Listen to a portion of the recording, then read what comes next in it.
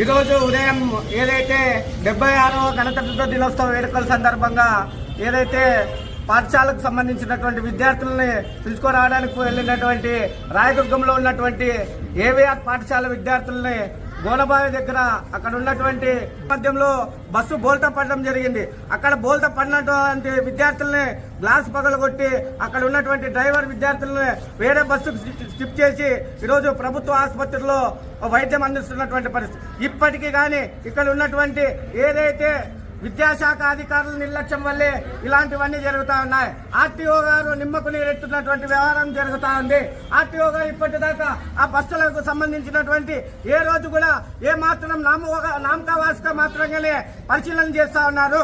ఈరోజు విద్యాశాఖ అధికారులు 2-3 సార్లు ఫోన్ చేస్తే నాకు బాగాలేదు, నాకు షుగర్ ఎక్కువైంది, నేను రాలేకపోతున్నాను అంటారు. అంటే ఈ రోజు విద్యార్థుల జీవితాలతో మీరు ప్రైవేట్ స్కూళ్ళకు ఒత్తాసు పలుకుతా ఉన్నారని చెప్పి ఈరోజు ఎంఈఓ గారిని తక్షణం సస్పెండ్ చేయాలి. ఈరోజు విద్యాశాఖ అధికారులు ఒక్కరు కూడా రాకపోవడం చాలా సిగ్గుచేటు. అదేవిధంగా ఒక అమ్మాయి మంజుల అనే అమ్మాయికి చేయి ఫ్రాక్చర్ అయింది. ఇప్పటిదాకా కూడా అమ్మాయిని అధికారులు ఏదైతే వైద్య అధికారులు రెఫర్ చేసినప్పటికీ కూడా ఇప్పటికే ఆ స్కూల్ యాజమాన్యం రెఫర్ చేసినటువంటి అమ్మాయిని ఇప్పటిదాకా దాదాపుగా గంట సేపు అయినప్పటికీ అమ్మాయిని ఎక్కడికి కూడా పిలుచుకోపోలేనటువంటి పరిస్థితి ఇక్కడ కనబడతాను. తక్షణమే ఏదైతే ఏవిఆర్ స్కూల్ ని సీజ్ చేయాలి.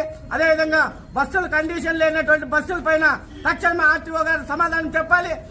ఇదే విధంగా గతంలో కూడా అదే ఏవిఆర్ స్కూల్ బస్సు అనేక సార్లు నిలిచిపోయినా కూడా అనేక సార్లు మనం ఫిర్యాదు చేసినా కూడా ఇప్పటిదాకా పట్టించుకునేటువంటి దాఖలా లేదు.